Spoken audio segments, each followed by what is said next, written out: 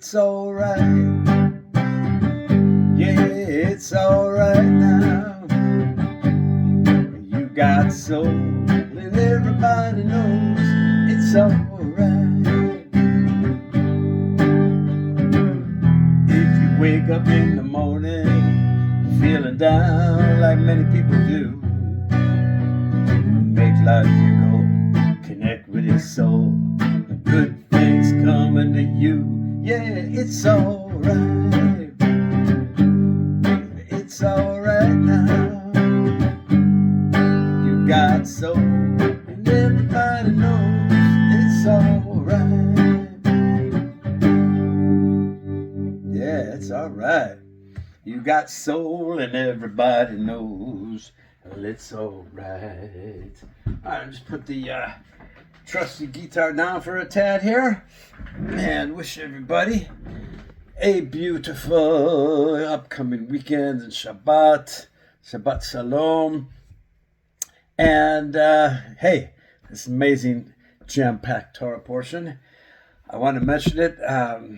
Some of you may have actually heard this this talk from me. It's going to be short and sweet today, but I got to get a little plug here for my book.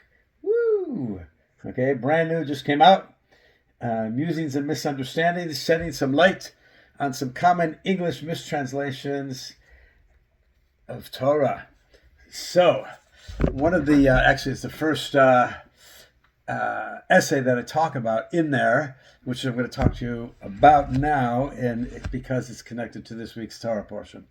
So this week's Torah portion is Kisavo, and it's read before Rosh Hashanah, so we know that's coming up pretty soon, right? The Tzavim is also read before Rosh Hashanah, so we've got Kisavo right now, and it's an interesting Torah portion because it has what's called in there the Tochacha, which is commonly known as the Rebukes. And so what I wanted to stress with everyone is that that is an incorrect English translation. It is a mistranslation of the word hocheach or tochiach, tochacha, and as we're going to explain in just a moment here. But it has, it's typical that the person who is reading the Torah doesn't even get called up. Like normally they call the person, they mention your Hebrew name and your father's Hebrew name, and you come up and you say special blessings. And this one, whoever's reading the Torah, it's that person's aliyah. That he gets that aliyah, he's not called up, and he just reads it. And because it contains in there many seemingly very harsh, negative kinds of rebukes. All right, if you do this, this is what's going to happen. If you do this, this is what's going to happen, and etc., etc. This whole Torah portion of Kisavo, this one main aliyah, is known as the Tochacha, as the Rebukes. And so it's an amazing story, which probably many of you know already, that the Alter Rebbe, the Rav, the founder of the Chabad movement, so he used to read the Torah, and his, relatives, his son were often there listening. One time there was a substitute, and his son heard this sub reading the quote-unquote the Tochacha, the Rebukes, in this week's Torah portion. His son, Rabbi Dov Ber, who would later become the Mittler Rebbe, he would become a Rebbe himself. Well, anyhow, he got so sick from listening to this guy's Laney. Not that the Laney was bad, but man, maybe that was it. Hey, the Laney was so bad. No, that wouldn't have made him that sick. But he got so sick from it, from listening, that there was a question whether he would be able to fast on Yom Kippur. Now, Yom Kippur is 10, 17, it's about, it's almost 3 weeks from now. So a little less than 3 weeks. Imagine being that sick that there's a question whether you can fast on Yom Kippur. That's pretty harsh stuff. So I wanted just to explain to you, because when they asked him later on, the Hasidim asked him, what's the big deal? You've heard it 100 times from your father. Okay, not 100, but you've heard it many times from when your father reads it. and you never had that reaction before. So what's going on? And so he explained, he says, when my father reads it, I hear only blessings.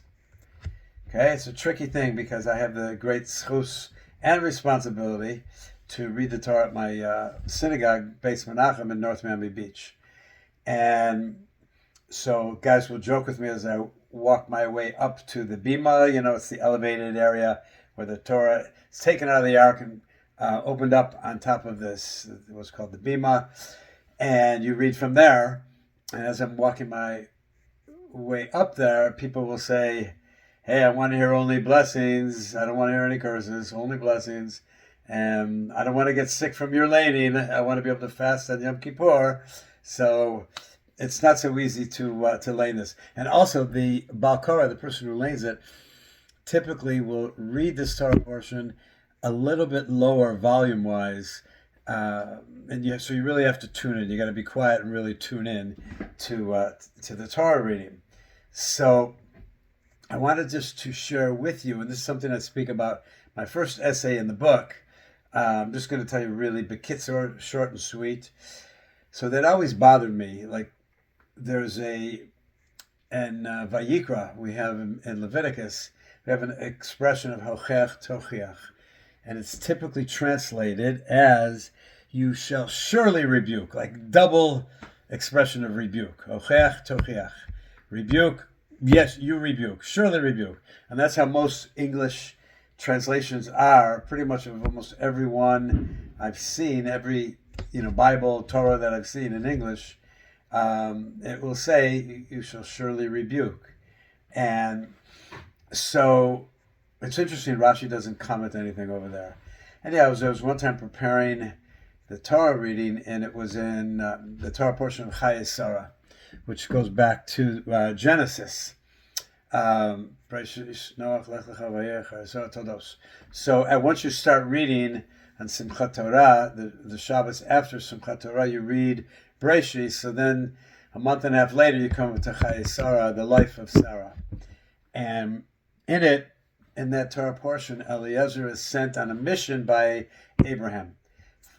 Find a suitable match for my son Isaac. And so he goes on this mission for Abraham, and he makes a stipulation. And he knows that because Hashem has this unique relationship with Abraham, that he can do this, and it'll come to fruition. And that's really what happened. So he says, I'm going to go to the well on my journey here, and whoever will give me to drink and will also feed my camels, so this is a sign that this is the person.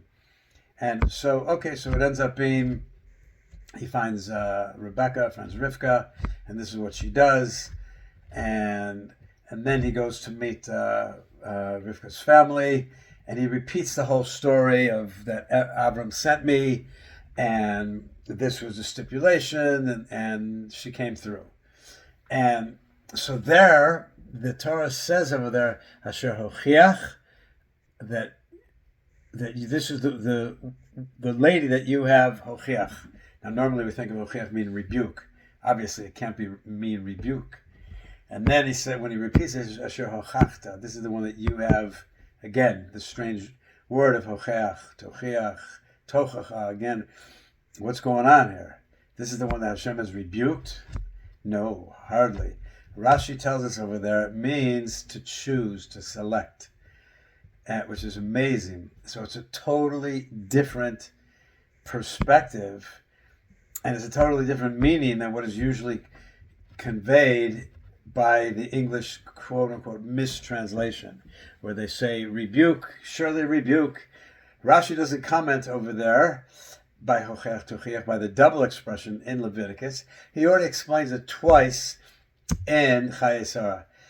And he says the second time, he says over there, so too, every expression of Hochech, of Tochacha, means to select, to choose. So I can just tell you at my school, the preschool teachers, when we had a preschool department, we used to have one, now we don't anymore. It's all for special needs, but the the teachers were very fond of saying to the students, make good choices. All right? Choose wisely, make good choices. And this is the whole notion of what tochiach is. Hochech, tochiach. And Rashi's continuing, let's repeat that one more time. So to every expression of hochech means to choose, to make good choices, to select, use your brain power, right? To make a good choice. And so it doesn't mean rebuke. It means you're going to help the individual out who's hurting, who's, let's say where he's going to rob a bank, he's doing drugs, he's thinking of suicide, God forbid, all these different negative things. So your job is not to rebuke this individual. That usually pushes the person farther away. It's not too successful. I've been an educator, been teaching full-time for over 4 decades. This is year 45 for me, so I know I'm aging myself here, but I've never seen that work with anybody. If it's a teacher rebuking a student, the typical way of, you good for nothing bum, why you little this, you little that, don't you know you're harming yourself, you're harming your family, you're harming your others. Excuse me. So if the person is involved in some negative things, usually it's not so easy to pull oneself out of it, especially if it borders on addiction. So rebuking is not going to do any good. It might make the rebuker feel better. Excuse me. But that's not the purpose of, as Rashi says, of helping the individual to make good choices. So that's what I wanted to share with you. This is the Tochacha, and really what Hashem is teaching us is that make good choices. If you get closer to me through performance of the mitzvahs, through studying Torah. And the mitzvah is also the idea of tzavta, of chibur, of connection. And so the commandments are really not commandments. They are ways to connect. They're connectors, the great connectors. So I think what Hashem is saying in this week's Torah portion is, if you turn your back on me, you go on your own, hey, you're on your own. So let's try to be involved with positive state, because life is good, and today is a good day to have a good day. And my school psychologist, when I worked at Manhattan Day School running a special ed program, she used to wear a pin every day, and it said, it's never too late to have a happy childhood.